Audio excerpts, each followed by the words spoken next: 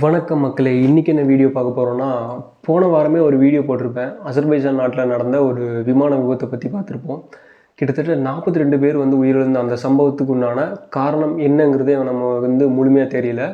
இருந்தாலும் அந்த நிகழ்வு முடிகிறதுக்கு முன்னாடியே, அந்த நிகழ்வுக்கான காரணங்கள் வெளியே தெரியறதுக்கு முன்னாடியே சவுத் கொரியாவில் ஜேஜு ஏர்லைன் இன்னொரு விமான விபத்துக்குள்ளாயிருக்கு. கிட்டத்தட்ட இந்த விமான விபத்தில் 179 பேர் உயிரிழந்திருக்காங்க. அதில் 2 பேர் மட்டும்தான் பலத்த காயங்களுடன் உயிர் பிழைச்சிருக்கதா தகவல்கள் சொல்லிட்டு இருக்காங்க. ஸோ இந்த விமான விபத்துக்கு எதெல்லாம் காரணமாக இருக்கும், எதனால் இந்த விமான விபத்து நடந்திருக்கலாம் அப்படிங்கிற முழு விளக்கத்தையும் இந்த வீடியோவில் பார்ப்போம். அது மட்டும் இல்லாமல் இந்த விமான விபத்து நடைபெறதுக்கு முன்னாடி அந்த ஏர்போர்ட்டுக்கு பக்கத்தில் இருப்பாங்க இல்லையா, அவங்க சில வீடியோஸ் எடுத்திருக்காங்க. அந்த வீடியோஸை பார்த்த ஏவியேஷன் இண்டஸ்ட்ரியில் ஒர்க் பண்ண முன்னாள் தொழிலாளிகள் இந்த விபத்துக்கு உள்ளான காரணம் இதுவாக தான் இருக்கும் அப்படின்னு சில கருத்துக்கள் சொல்லியிருக்காங்க. அது மட்டும் இல்லாமல் இந்த விமான விபத்தை இந்த ஃபுட்டேஜை பார்த்த சில ஏரோநாட்டிக்கல் அண்ட் ஏரோஸ்பேஸ் யூனிவர்சிட்டிஸில் இருக்க ப்ரொஃபஸர்ஸ் இந்த காரணங்கள்லாம் இருக்கலாம் இந்த விமான விபத்துக்கு அப்படிங்கிறதையும் சொல்லியிருக்காங்க. இது என்னங்கிறதையும் இந்த முழுமையாக இந்த வீடியோவில் பார்ப்போம். வாங்க வீடியோக்குள்ளே போகலாம். ஃபஸ்ட்டு இந்த விமானத்தினுடைய மாடல் அண்ட் மேனுஃபேக்சர்லேருந்து பார்ப்போம். இந்த விமானம் பார்த்திங்கன்னா போயிங் அப்படிங்கிற அமெரிக்க நிறுவனத்தால் தயாரிக்கப்படுது. இந்த ஏர்க்ராஃப்டுடைய மாடல் நேம் பார்த்திங்கன்னா போயிங் 737-8AS அப்படிங்கிறத இந்த விமானத்தினுடைய மாடல் நேம். இந்த விமானம் 2009 மேனுஃபேக்சரிங் பண்ணிட்டாங்க. பண்ணதுக்கப்புறம் போயிங் நிறுவனம் ரியான் ஏர் அப்படிங்கிற தனியார் ஏர்லைனுக்கு லீஸுக்கு கொடுக்குறாங்க. எது வரைக்கும் பார்த்திங்கன்னா 2009 2017 வரைக்கும் உங்களுக்கு இந்த ஃப்ளைட்டை ரியான் ஏருக்கு லீஸுக்கு கொடுக்குறாங்க போயிங். கிட்டத்தட்ட 8 வருஷம் பயன்படுத்திட்டு வராங்க ரியான் ஏர். அதுக்கப்புறம் தான் சவுத் கொரியாவை சேர்ந்த ஜேஜு ஏர்லைன்ஸ் இந்த விமானத்தை வாங்குறாங்க. 2018 தான் இந்த விமானத்தை வாங்கியிருக்காங்க. கிட்டத்தட்ட ஒரு 6 வருஷம் இதுலேயும் ஜேஜு ஏர்லைனுக்காக ஒர்க் ஆகிட்டு இருந்திருக்கு இந்த ஏர்க்ராஃப்ட்.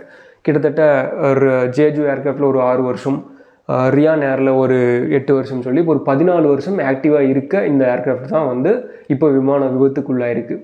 இப்போ விமானத்தை பற்றி பார்த்துட்டோம் இல்லையா. இப்போ அடுத்தது கடைசி 48 மணி நேரத்தில் இந்த விமானம் எந்தெந்த டெஸ்டினேஷனுக்கெல்லாம் பறந்துருக்கு அப்படிங்கிறது தெரியும் இல்லையா. கிட்டத்தட்ட 13 இன்டர்நேஷ்னல் லொக்கேஷனுக்கு இந்த விமானம் பறந்துருக்கு. ஸோ அதனால் இது ரொம்பவுமே ஆக்டிவாக இருக்கிற ஏர்க்ராஃப்ட் தான். இதில் அந்த மெயின்டெனன்ஸ் ஏதாவது இஷ்யூ இருக்குது அப்படின்னாவே முதல்ல ஸ்டாப் பண்ணியிருப்பாங்க, பறக்க விட்டுருக்க மாட்டாங்க. பட் ஆனால் கடந்த 48 மணி நேரத்தில் கிட்டத்தட்ட உங்களுக்கு 13 ஃப்ளைட் டெஸ்டினேஷன், சைனாவோட பெய்ஜிங், டைப்பை, அப்புறம் பேங்காக்கு, இது இந்த இடத்துக்கு எல்லாமே இந்த ஏர்க்ராஃப்ட் பறந்துருக்கு நார்மலாகவே.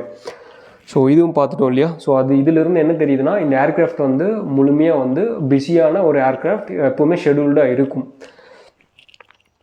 இதுக்கு அடுத்தது இந்த ஃப்ளைட்டை ஓட்டுற கேபின்ஸ் அண்ட் க்ரூஸை பற்றி பார்க்கணும் இல்லையா.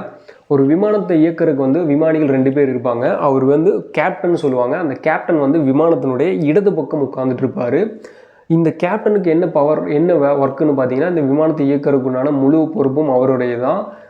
விமானத்தில் எந்த ஒரு சூழ்நிலை நடந்தாலும் அதனுடைய ஃபைனல் டெசிஷன் அவர் தான் எடுக்கிற அத்தாரிட்டியில் இருப்பார். அவர் தான் கேப்டன். ஃபஸ்ட் ஆஃபீஸர்னு இந்த விமானத்தினுடைய ரைட் சைடில் உட்கார்றவர் ஃபஸ்ட் ஆஃபீஸர் அப்படின்னு சொல்லுவாங்க. இவருடைய பிரதான வேலை என்னென்னா, கேப்டனுக்கு அசிஸ்ட் பண்ணுறதும் ஏவியானிக்ஸை மானிட்டர் பண்ணுறதுன்னு சொல்லிட்டு சில குறிப்பிட்ட வேலைகள் அவருக்குன்னு இருக்கும். அதை அவர் பார்த்துட்டு இருப்பார்.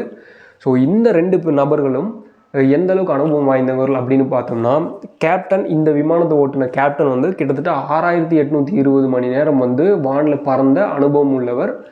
ஃபஸ்ட் ஆஃபீஸர் பார்த்திங்கன்னா கிட்டத்தட்ட 1650 மணி நேரம் வானில் பறந்த அனுபவம் கொண்டவர். ஸோ கிட்டத்தட்ட 2 பேருமே நல்ல அனுபவம் மிக்க திறமையான விமானிகள் தான் இந்த விமானத்தை ஓட்டிகிட்டு வந்திருக்காங்க. அதோட 4 பேர் ஏரோஸ்டஸாக இந்த விமானத்தில் பயணிக்கிறாங்க. ஸோ டோட்டலாக இந்த ஏர்க்ராஃப்டோட க்ரூ மெம்பர்ஸ்னு பார்த்திங்கன்னா 6 பேர் இந்த விமானத்தில் இருக்காங்க.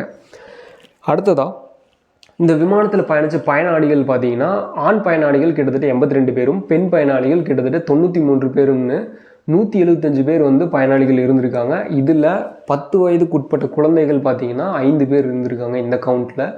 ஸோ 175 பேர் பயனாளிகள் மற்றும் க்ரூ மெம்பர்ஸ் 6 பேர் சேர்த்து 181 பேர் இந்த விமானத்தில் பயணிக்கிறாங்க. அடுத்தது இந்த சம்பவம் எப்போ நடக்குதுன்னு பார்த்தீங்கன்னா, 29 டிசம்பர் 2024 ஞாயிற்றுக்கிழமை அதிகாலை 2:28 மணிக்கு ஸ்வர்ணபூமி ஏர்போர்ட் அப்படிங்கிற தாய்லாண்டில் இருக்க ஒரு ஏர்போர்ட்லேருந்து இந்த ஃப்ளைட் டேக் ஆஃப் ஆகுது. டேக் ஆஃப் ஆகி சவுத் கொரியாவோட மிவான் இன்டர்நேஷ்னல் ஏர்போர்ட்டில் 8:54 லேண்ட் ஆகணும். இதுதான் இதோடைய schedule. As per schedule procedure flight times எல்லாமே வந்து ஸ்மூத்தாக தான் போகுது. எல்லாமே பறந்தது வரைக்கும் எல்லாமே நார்மலாக தான் போகுது. அங்கே காலையில் 8:54 மணிக்கு வந்து என்ன ஆகுதுன்னா, விமானிகள் வந்து விமான தரை கட்டுப்படுத்துறதுக்கு வந்து கான்டாக்ட் பண்ணுறாங்க. இந்த மாதிரி நாங்கள் லேண்ட் ஆகணும் அப்படிங்கிறது சொல்கிறாங்க. அந்த விமான தரை கட்டுப்படுத்தலும் என்ன சொல்கிறாங்கன்னா, அத்தரைசேஷன் கொடுத்துட்றாங்க. இந்த மாதிரி நீங்கள் லேண்ட் ஆகிறதுக்கு ஓகே அப்படிங்கிறதையும் கொடுத்துருக்காங்க. மிவான் இன்டர்நேஷ்னல் ஏர்போர்ட்டில் இருக்க விமான தரை கட்டுப்படுத்தலும். ஆனால் 8:57 மணிக்கு 8:54க்கு அத்தரைசேஷன் கொடுக்குறாங்க.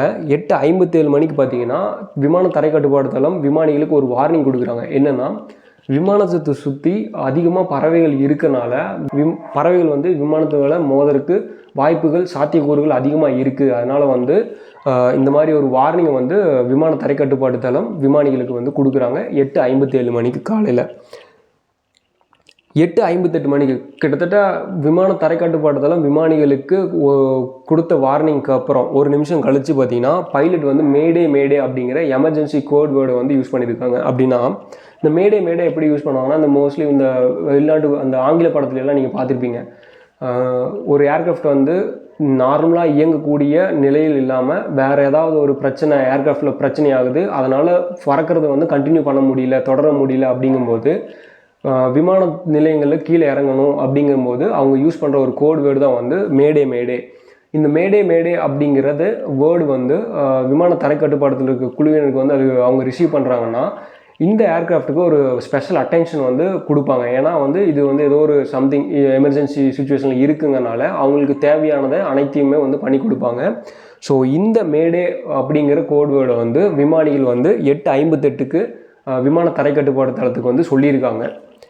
ஸோ 9 மணிக்கு வந்து ஏர்க்ராஃப்ட் வந்து அட்டன் பண்ணுறாங்க எமர்ஜென்சி லேண்டிங்காக. ஆனால் அப்போ வந்து அந்த ஏர்க்ராஃப்ட்லேருந்து லேண்டிங் கேர்ஸ் இருக்கு இல்லையா, அது வந்து டிப்ளாய்டு ஆகலை, அதாவது கீழே இறங்காதனால என்ன சொல்கிறாங்க, ஏடிசி விமான தரை கட்டுப்பாடுலேருந்து என்ன அட்வைஸ் பண்ணுறாங்கன்னா, நீங்கள் ஒரு ரவுண்ட் அடிச்சுட்டு வாங்க. அப்படின்னா இப்போது இந்த நார்மலாகவே இது நடக்கும் ஏர்போர்ட்லாம் பார்த்துட்டிங்கன்னா, ஏர்க்ராஃப்ட் லேண்ட் ஆகிற டைமில் ஏதாவது ஒரு ஏர்க்ராஃப்ட் வந்து கிரவுண்ட் ஸ்டேஷனில் டேக் ஆஃப் ஆக ரெடியாக இருந்துச்சுன்னா கொஞ்சம் டிஸ்டன்ஸில் வந்து அவங்க வந்து ஆல்டிடியூடை கம்மி பண்ணுறதுக்காகவோ இல்லை அந்த ஏர்க்ராஃப்ட் போகிற வரைக்கும் ஒரு ரவுண்ட் அடிப்பாங்க. அது வந்து பார்த்திங்கன்னா இந்த மாதிரி தான் இருக்கும். ஸோ அந்த மாதிரி ரவுண்ட் அடிங்க, இந்த லேண்டிங் கியர் வந்து டிப்ளாய்ட் ஆகலை, அதனால் வந்து நீங்கள் கொஞ்சம் ரவுண்ட் அடிங்க அப்படிங்கிற மாதிரி விமான தரை கட்டுப்பாடு தளத்துலேருந்து ஃபோர்ஸ் பண்ணுறாங்க விமானிகளை.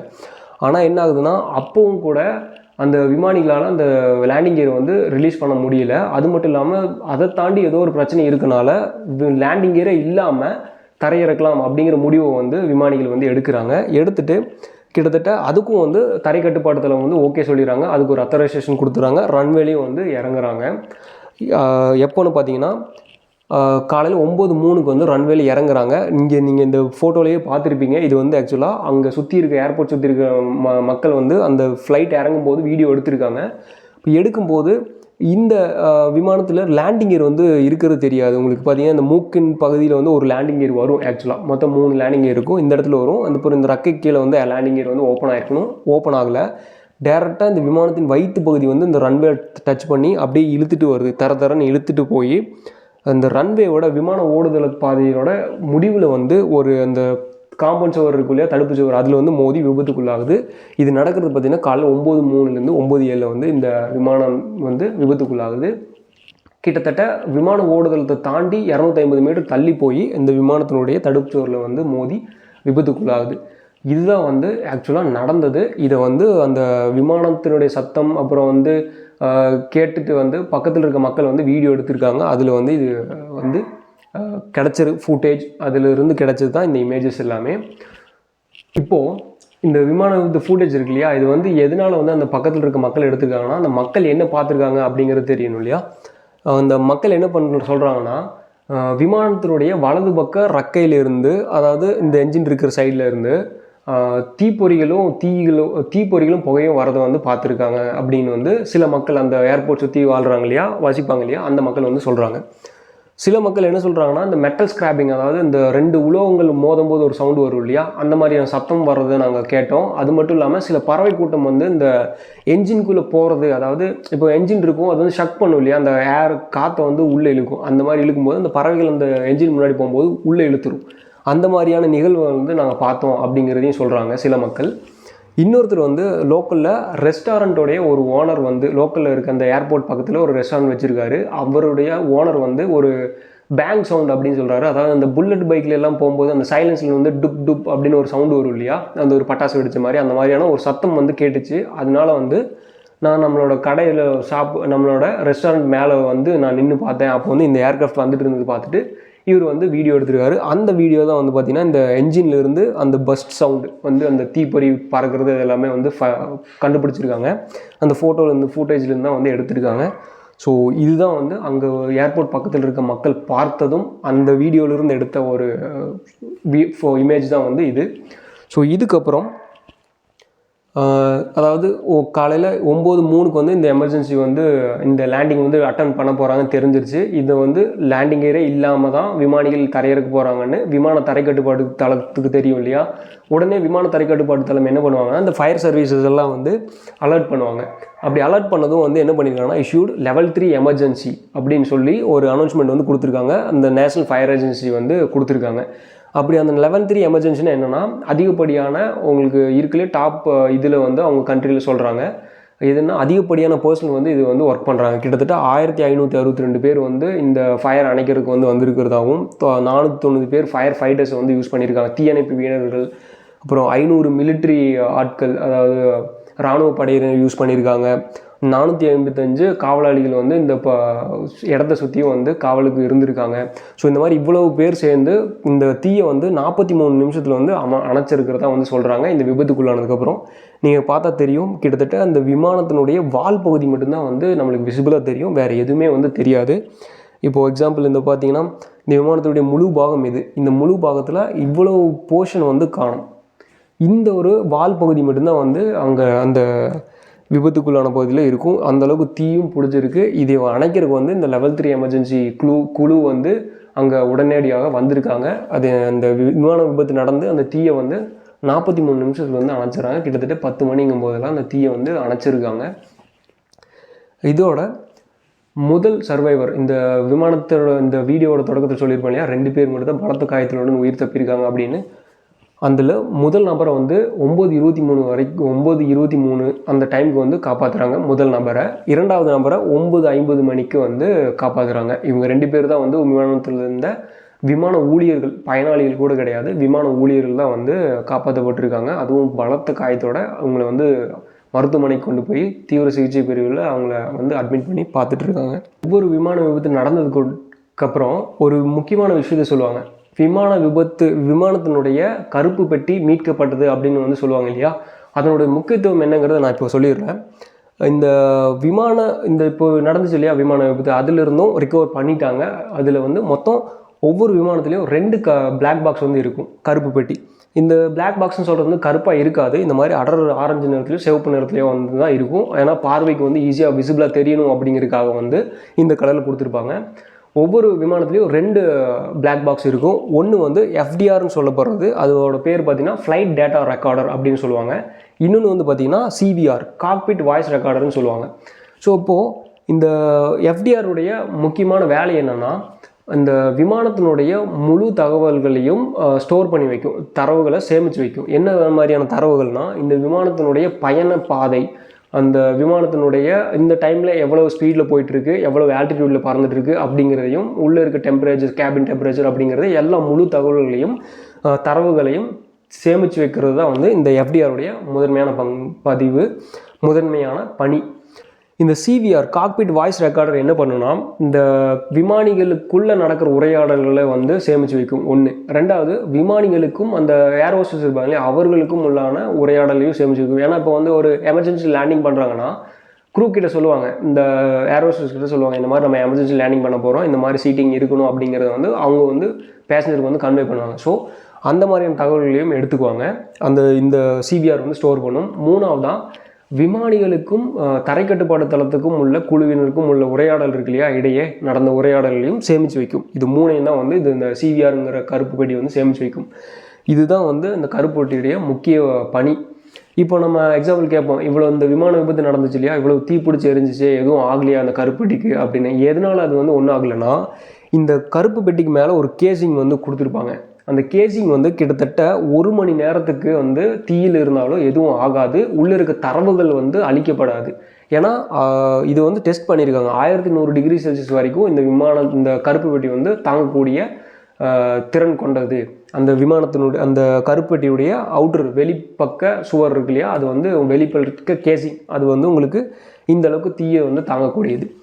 அதே மாதிரி தண்ணியில் விழுந்துச்சுன்னா, கடலில் விழுந்துட்டா என்ன ஆகும்னா 1 மாதம் வரைக்கும் கடல் தண்ணிக்குள்ளே விழுந்துருச்சு அப்படின்னாலும் எதுவும் ஆகாது. கிட்டத்தட்ட 6000 மீட்டர் ஆழத்தில் இருந்தாலும் வந்து இந்த கேசிங்க்கு எதுவும் ஆகாது, இந்த தரவுகளுக்கு எதுவும் ஆகாது அப்படிங்கிறத வந்து சொல்லியிருக்காங்க. ஸோ இந்த விமான விபத்து நடந்துச்சு இல்லையா, இந்த ஃப்ளைட்லேருந்து அன்னைக்கு நாளே அந்த விமானத்தை தீயை அணைச்சதுக்கு அப்புறமாவே பிளாக் பாக்ஸை வந்து கண்டுபிடிச்சி இன்வெஸ்டிகேஷன் ஆஃபீஸர்ஸ்க்கு வந்து கொடுத்துட்டாங்க. அதில் கிட்டத்தட்ட இந்த சிவிஆர் காக்பிட் வாய்ஸ் ரெக்கார்டர் மட்டும் கொஞ்சம் சேதம் அடைஞ்சிருக்கிறதா வந்து சொல்லியிருக்காங்க. ஏன்னா தீ நீங்களே பார்த்துருப்பீங்க அந்த வீடியோவில், அந்தளவுக்கு அதிகமாக இருக்கும். ஸோ அது மட்டும் கொஞ்சம் பாதிப்பு டேமேஜ் ஆகிருக்கு அப்படிங்கிறத வந்து சொல்லியிருக்காங்க. ஆனால் அந்த எஃப்டிஆருங்கிற டேட்டா ரெக்கார்டர் வந்து பிளாக் பாக்ஸ் வந்து முழுமையாக பெறப்பட்டது, ரெண்டையுமே வந்து ரெஸ்கியூ பண்ணிட்டோம், இன்வெஸ்டிகேஷன் ஆஃபீஸர்ஸ்க்கு வந்து நாங்கள் கொடுத்துட்டோம் அப்படிங்கிறத வந்து அந்த தீயணைப்பு வீரர்கள் வந்து சொல்லியிருக்காங்க. அடுத்தது இந்த என்விரான்மெண்டல் அசஸ்மெண்ட் இம்பேக்ட் அப்படிங்கிற ஒரு என்விரான்மெண்டல் அமைப்பு வந்து சவுத் கொரியாவில் வந்து இருக்குது. அவங்க என்ன சொல்கிறாங்கன்னா, இந்த விமான நிலையம் வந்து மியூவான் இன்டர்நேஷ்னல் விமான நிலையம் வந்து இந்த பறவைகள் வந்து கூட்டமாக அதனோட இருப்பிடம் இருக்கும் இல்லையா, அதற்கு பக்கத்தில் வந்து இந்த விமான நிலையம் இருக்குது அப்படிங்கிறத வந்து சொல்கிறாங்க. அது மட்டும் இல்லாமல் இந்த அந்த பறவைகள் வந்து கிட்டத்தட்ட 1760 பறவைகள் வந்து அந்த இடத்துல வசிச்சுட்டு வருது. அந்த நாடு விட்டு நாடு தாண்டும் இல்லையா, அந்த வலசை போகிறது அப்படின்னு சொல்லுவாங்க, அந்த இனப்பெருக்கத்துக்காகவும். சில கண்ட்ரியில் வந்து இந்த பனி படர்ந்துச்சுன்னா அங்கே வந்து உணவுப் பொருள் கிடைக்காது, அதனால் அங்கேருந்து நம்ம இந்த வேடந்தாங்களுக்கு வரும் இல்லையா, சில வெளிநாட்டு பறவைகள் வந்துட்டு கொஞ்ச காலம் இங்கே இருக்கும், இனப்பெருக்கம் செஞ்சுட்டு உணவு சாப்பிட்டு திருப்பி அவங்களோட கண்ட்ரிக்கு வந்து போகும். அந்த மாதிரியான பறவைகள் வந்து இடம்பெயர்ந்து வந்து இருக்கிற பறவைகள் வந்து அதிகம். அதனால வந்து இந்த ஏர்போர்ட்டில் வந்து sound canons and laser warning lights வந்து இன்ஸ்டால் பண்ணணும் அப்படின்னு வந்து சொல்லியிருக்காங்க இந்த என்விரான்மெண்டல் அசஸ்மெண்ட் இம்பேக்ட் அப்படிங்கிற அமைப்பு. ஆனால் எதனால் அவங்க வந்து இன்ஸ்டால் பண்ணலைன்னா, ரன்வே வந்து இந்த மியூவான் இன்டர்நேஷ்னல் ஏர்போர்ட் ரன்வே வந்து பார்த்திங்கன்னா 2800 மீட்டர் நீளம் கொண்டது விமான ஓடுதளம். அந்த விமான ஓடுதளம் வந்து பத்தாது அப்படின்னு சொல்லிட்டு இந்த விமான ஓடுதளத்தை வந்து எக்ஸ்டெண்ட் பண்ணணும், நீட்டிக்கணும் அப்படின்னு சொல்லிட்டு எது வரைக்கும்னா 3160 மீட்டர் வரைக்கும் நீட்டிக்கணும். 2800 மீட்டராக இருக்க விமான ஓடுதளம் 3160 மீட்டராக நீட்டிக்கணும், அதுவும் 2025 அப்படின்னு வந்து டிசிஷன் எடுத்திருக்காங்க. அந்த ரன்வேவை எக்ஸ்டெண்ட் பண்ணிவிட்டு அதுக்கப்புறம் இது எல்லாமே வந்து வச்சிடலாம் அப்படிங்கிற ஒரு ஐடியாவில் வந்து இருந்திருக்காங்க. அப்படி இருந்தனால தான் இந்த விபத்துக்குள்ளாயிருக்கு அப்படிங்கிறத வந்து இந்த என்விரான்மெண்டலில் சுற்றுப்புற சூழல் அமைப்பு வந்து சொல்லியிருக்காங்க. இப்போ நீங்கள் இந்த இமேஜ் பார்த்தாவே தெரியும், ஒரு விமான ஓடுதளத்தில் வந்து இந்தளவுக்கு பறவை கூட்டம், இதுதான் வந்து ஃப்ளாக்ஸ் ஆஃப் பேர்ட்ஸ் அப்படின்னு சொல்லுவாங்க, பறவை கூட்டமாக இருக்கிறது. இந்த பறவை கூட்டத்தில் எந்த பறவை வந்து இன்ஜினில் மாட்டினாலோ இது விமானத்துடைய ஏதோ ஒரு பகுதியில் மோதினாலோ இந்த விமானத்துக்கு வந்து மிகப்பெரிய பாதிப்புக்கு உள்ளாக்கும் அப்படிங்கிறது இந்த இமேஜ் நீங்கள் பார்த்தாவே தெரிஞ்சுக்கலாம். ஸோ அடுத்தது ஏர்கிராஷ் இன்வெஸ்டிகேஷன் முதற்கட்ட ஆய்வு வந்து செஞ்சுருக்காங்க. அதில் வந்து அந்த ஃபூட்டேஜ் இருக்கு இல்லையா, அந்த ஏர்போர்ட் பக்கத்தில் இருக்க மக்கள் எடுத்த ஃபூட்டேஜ், அதை பார்த்து அதுக்கப்புறம் வந்து அந்த விமான தரைக்கட்டுப்படுத்தலத்தோட உரையாடல் அதை வச்சு அந்த தீயணைப்பு வீரர்கள் அணைச்சிருப்பாங்க இல்லையா அவங்க, இது எல்லாத்தையும் வச்சு ஒரு முதற்கட்ட ஆய்வை வந்து ரெடி பண்ணி ப்ரெஸ் கான்ஃபரன்ஸில் வந்து சொல்லியிருக்காங்க.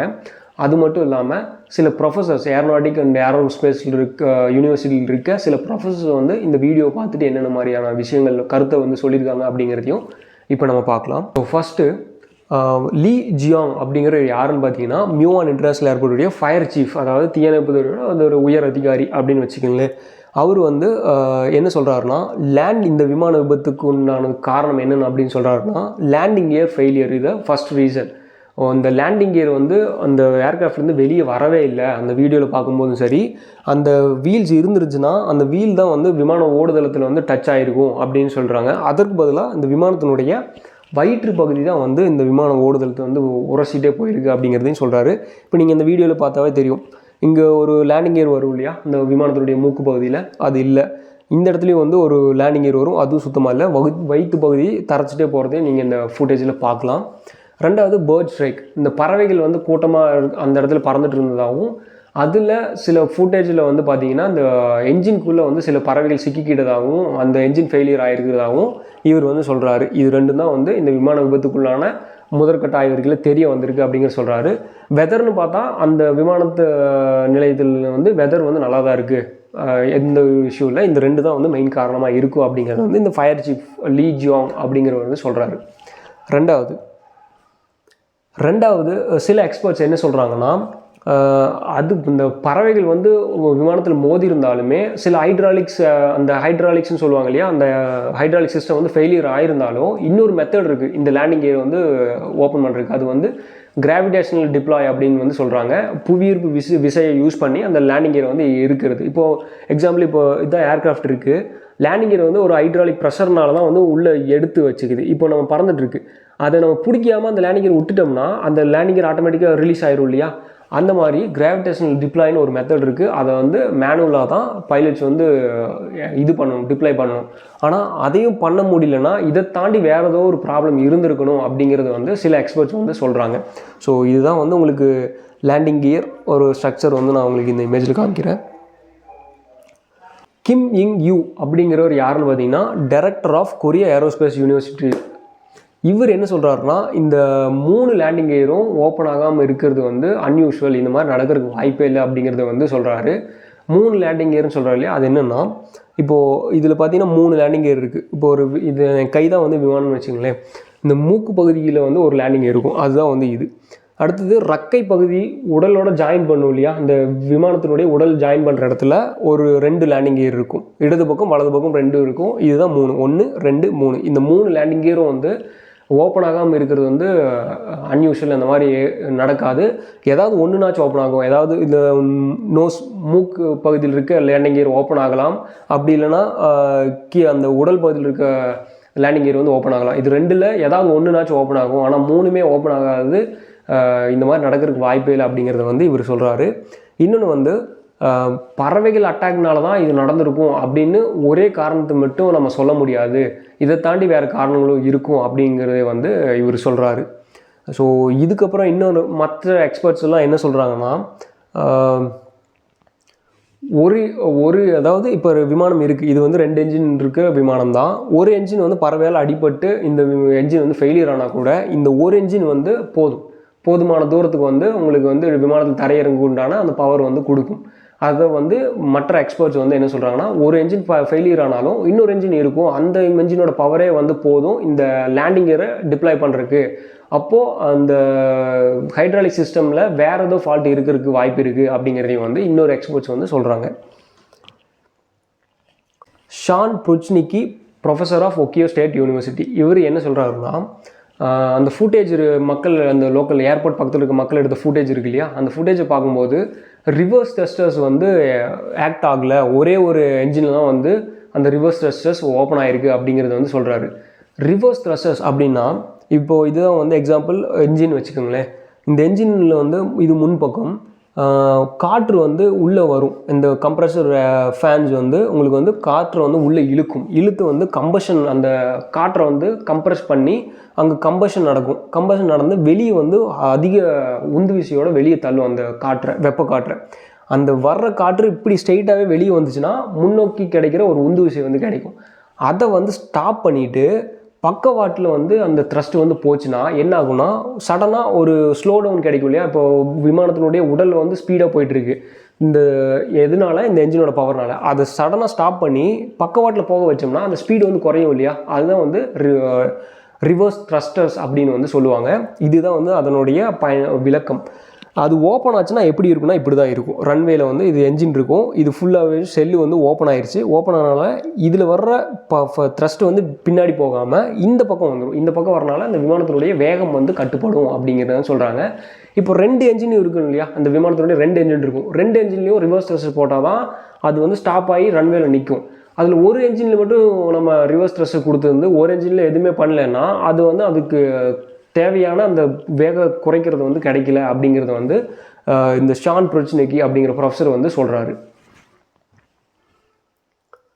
கெய்த் டோன்கின் அப்படிங்கிறவர் வந்து என்ன சொல்கிறாருன்னா, இவர் வந்து ஆஸ்திரேலியா ஏவியேஷன் ப்ராஜெக்டில் ஒர்க் பண்ணுற ஒருத்தர். இவர் என்ன சொல்கிறாருன்னா, wing flaps not extended during landing. அதாவது அந்த ஃபுட்டேஜ் பார்த்து தான் எல்லாருமே சொல்கிறாங்க. அந்த ஃபுட்டேஜ் பார்க்கும்போது என்ன சொல்கிறாருன்னா, விங் ஃப்ளாப்ஸ் அப்படிங்கிறது வந்து எக்ஸ்டெண்ட் ஆகலை அப்படிங்கிறது வந்து சொல்கிறாரு. அப்படின்னா விங் ஃப்ளாப்ஸ்னால் என்னென்னா, இப்போ இதுதான் வந்து விமானத்தினுடைய ரக்கையினுடைய பின்பகுதியில் வந்து ஒரு சின்ன ஒரு ஆங்கிள், ஒரு சின்ன அடிஷ்னல் அட்டாச்மெண்ட் மாதிரி இருக்கும். இதுதான் வந்து ஃப்ளாப்ஸ்ன்னு சொல்லுவாங்க. இது வந்து என்னென்னா ஒரு 15 டிகிரிக்கு வந்து எக்ஸ்டெண்ட் பண்ணி வச்சு இன்க்ளைண்டாக வைப்பாங்க. இது என்ன பண்ணுன்னா விமானத்தினுடைய அந்த ஸ்டாலிங் ஸ்பீடு, அதாவது ஒரு விமானம் டேக் ஆஃப் ஆகிறதுக்கும் லேண்டிங் ஆகிறதுக்கும் வந்து ஒரு குறிப்பிட்ட டிஸ்டன்ஸ்னு இருக்கும் இல்லையா, அந்த டிஸ்டன்ஸை வந்து இந்த விங் ஃப்ளேப்ஸ் மூலிமா கம்மி பண்ண முடியும். அதை வந்து இந்த ஃபுட்டேஜில் பார்க்கும்போது இந்த விங் ஃப்ளேப்ஸ் வந்து எக்ஸ்டெண்ட் ஆகலை அப்படிங்கிறது வந்து இவர் சொல்கிறாரு. இன்னொன்று, ஏர்க்ராஃப்ட் வந்து லேண்டிங் ஆகும்போது இந்த குறிப்பிட்ட வேகத்தில் தான் வரணும் அப்படிங்கிறது வந்து ஒரு வரைமுறை இருக்குது. அந்த வேகத்தை காட்டிலும் அதிக வேகத்தில் வந்து இந்த விமானம் வந்து பயணித்து தான் வந்து இவர் சொல்கிறாரு. அது என்ன அப்படின்னு கேட்டிங்கன்னா, ஒரு விமானம் வந்து லேண்ட் ஆகும்போது எவ்வளோ வேகத்தில் வரணும்னா மணிக்கு 240லேருந்து 260 கிலோமீட்டர் வேகத்தில் தான் வரணும். அது வந்து ஒவ்வொரு விமானத்தினுடைய வகையை பொறுத்து மாறும். சரியா? அதே மாதிரி ஒரு விமானம் டேக் ஆஃப் ஆகிறதுக்கு பார்த்தீங்கன்னா 260லேருந்து கிட்டத்தட்ட 285 மணிக்கு 260லேருந்து 285 கிலோமீட்டர் வேகத்தில் இருக்கணும் அப்படிங்கிறது வந்து ஒவ்வொரு விமானத்தினுடைய வகையை பொறுத்து இது மாறும். ஸோ இதுதான் வந்து அந்த ஸ்பீடில் இருக்கணும். அந்த ஸ்பீடை காட்டிலும் ஜாஸ்தியான ஸ்பீடில் இது லேண்ட் ஆயிடுச்சு அப்படிங்கிறது வந்து இந்த கெய்த் டோன்கின் அப்படிங்கிறவர் வந்து சொல்கிறாரு. அடுத்தது கிம் குவாங் அப்படிங்கிறவர் யாருன்னா professor of aeronautical science at Silla University. இவர் என்ன சொல்கிறாருன்னா, விமானி வந்து ஒரு முடிவு எடுத்திருக்காரு. அதாவது அந்த இக்கட்டான சூழ்நிலையில் என்ன முடிவு எடுத்திருக்காருன்னா, 2 என்ஜினில் ஒரு என்ஜின் வந்து ஃபெயிலியர் ஆயிடுச்சு. ஒரு என்ஜின் வச்சு வானில் பறக்கிறத காட்டிலும் லேண்டிங் இல்லாமல் ரன்வேல இறங்கி சேஃபாக நம்ம கீழே இருந்துடலாம் அப்படிங்கிற ஒரு முடிவை வந்து அந்த இக்கட்டான சூழ்நிலை வந்து எடுத்திருக்கிறதா இந்த விபத்துலேருந்து எனக்கு தெரிய வருது அப்படிங்கிறது வந்து அவர் சொல்கிறாரு. ஸோ இதுதான் வந்து இந்த ப்ரொஃபஸர்ஸ் இவங்க எல்லாமே வந்து சொல்லியிருக்காங்க. நம்மளுக்கு அந்த ஃபுட்டேஜ் பார்க்கும்போது என்ன தோணுதுன்னா, அந்த இடத்துல வந்து எனக்கு தோன்றுறது என்னென்னா, அந்த இடத்துல லேண்டிங் கியர் டிப்ளாய் ஆகலைங்கிறது ஒன்று தெரியுது. அந்த லேண்டிங் கியர் டிப்ளாய்டு ஆகாதனால அந்த விமானம் வந்து தரையிறங்க வந்து ரொம்பவுமே அதிகமாக இருந்திருக்கு. விமானத்தினுடைய உடல் வந்து அதில் உரசிட்டே போயிருக்கு. அது நிறுத்துறதுக்கு வந்து எதுவுமே இல்லை. ஏன்னா உங்களுக்கு லேண்டிங் கியர் இருந்தால் தான் வந்து உங்களுக்கு வந்து அந்த பிரேக்கிங் சிஸ்டம்ஸோ அது வந்து ஒர்க் ஆகும். இன்னொன்று வந்து இருக்கிற 2 என்ஜினில் ஒரு என்ஜின் வந்து அந்த ரிவர்ஸ் த்ரஸ்டர்ஸை போடல. 2 த்ரஸ்டர்ஸ் இருக்கும்போது தான் உங்களுக்கு வந்து குறிப்பிட்ட இடத்துல வந்து நிறுத்த முடியும். அந்த ரன்வே தாண்டி போகாமல் எந்த இடத்துல வேணுமோ அந்த ஸ்லோ டவுன் பண்ண முடியும். இந்த சுச்சுவேஷனில் இந்த ஃப்ளைட்டினுடைய அந்த பிரேக்கிங் சிஸ்டம் சரி, ரிவர்ஸ் த்ரஸ்டிங் சரி அவங்களுக்கு கை கொடுக்கவே இல்லை. லேண்டிங் கியர்ஸும் இல்லை, என்ஜினில் ஒரு என்ஜினோட பவரும் இல்லை. அப்படிங்கும்போது அவங்களுக்கு வந்து வேறு என்ன பண்ணணும் அப்படிங்கிற முடிவே இல்லைன்னு எனக்கு தோணுது. ஸோ இதுதான் வந்து இந்த விமான விபத்துக்குண்டான முதற்கட்ட ஆய்வறிக்கையில் வந்த ஒரு விஷயம். இதை தாண்டி ஃபைனல் ரிப்போர்ட் அந்த இன்வெஸ்டிகேஷன் ஸ்டார்ட் பண்ணதுக்கப்புறம் தான் தெரியும். இதற்கு சவுத் கொரிய நாட்டு அதிபர் என்ன சொல்லியிருக்காருன்னா, ஜனவரி 5ஆம் தேதி வரைக்கும் துக்கம் அனுசரிக்கப்படுது. அது வரைக்கும் வந்து இந்த 2025 நியூ இயர் செலிப்ரேஷன் வந்து எங்கேயும் கொண்டாடப்பட போகிறதில்ல சவுத் கொரியாவில் அப்படிங்கிறது வந்து சொல்லியிருக்காரு. அதுவும் இல்லாமல் ஜேஜு ஏர்லைன்ஸோடைய சிஇஓ வந்து இந்த விபத்துக்கு வந்து ஒரு மன்னிப்பு கேட்டிருக்காங்க ப்ரெஸ் கான்ஃபரன்ஸில் இந்த நிகழ்வுக்கு. இதை வந்து இன்னும் இன்வெஸ்டிகேஷனில் இன்னும் தீவிரமாக வந்து இதற்கான காரணம் என்ன அப்படிங்கிறத கண்டறிஞ்சு உங்களுக்கு தெரியப்படுத்துவோம் அப்படிங்கிறது வந்து சொல்லியிருக்காங்க. இந்த விபத்தில் உயிரிழந்த மக்களுடைய அந்த குடும்பத்தாருக்கு வந்து அவங்களுடைய மன்னிப்பு கேட்டிருக்காங்க. இந்த இன்சிடென்ட்க்கு அப்புறம் சவுத் கொரியா கவர்மெண்ட் ஒரு அனௌன்ஸ்மெண்ட் கொடுத்துருக்காங்க. என்னென்னா, சவுத் கொரியாவில் இருக்க எல்லா ஏர்லைன் கம்பெனியும் அவர்களுடைய அந்த விமானத்தினுடைய ஒரு ஓவரால் செக்கப் வந்து செக் பண்ணிவிட்டு அதை வந்து சப்மிட் பண்ணணும் அப்படிங்கிறத வந்து கவர்மெண்ட்டுக்கு வந்து சப்மிட் பண்ணணும் அப்படிங்கிற ஒரு அனௌன்ஸ்மெண்ட் வந்து கொடுத்துருக்காங்க இந்த விமான விபத்துக்கு அப்புறம். அடுத்தது வந்து ஃபெடரல் ஏவியேஷன் அத்தாரிட்டி அட்மினிஸ்ட்ரேஷன் அப்படிங்கிற FAA இவங்க வந்து எங்கே ஒரு ஏர் கிராஷ் நடந்தாலுமே இந்த உலகத்தில் எங்கே விமான விபத்து நடந்தாலுமே அதில் இன்வெஸ்டிகேஷன் வந்து பார்ட்டாக வந்துடுவாங்க. அது மட்டும் இல்லாமல் இந்த விமானத்தை மேனுஃபேக்சரிங் பண்ண போயிங் நிறுவனமும் இந்த இன்வெஸ்டிகேஷனில் வந்து ஹெல்ப் பண்ண வந்துட்டாங்க. ஸோ மொத்தமாக இந்த இன்வெஸ்டிகேஷன் வந்து ஸ்டார்ட் ஆயிடுச்சு. ஸோ வந்து இந்த மாதிரியான விமான விபத்தில் இவ்வளோ பேர் உயிரிழந்தது மிகப்பெரிய ஒரு துயரமான சம்பவம் தான். இது மாதிரியான நிகழ்வுகள் இனி வரப்போகிற காலத்தில் நடக்கக்கூடாதுன்னு வேண்டிக்குவோம். நாளைக்கு இன்னொரு வீடியோவில் இன்னொரு டாப்பிக்கில் உங்களை பார்க்குறேன். அது வரைக்கும் பாய்.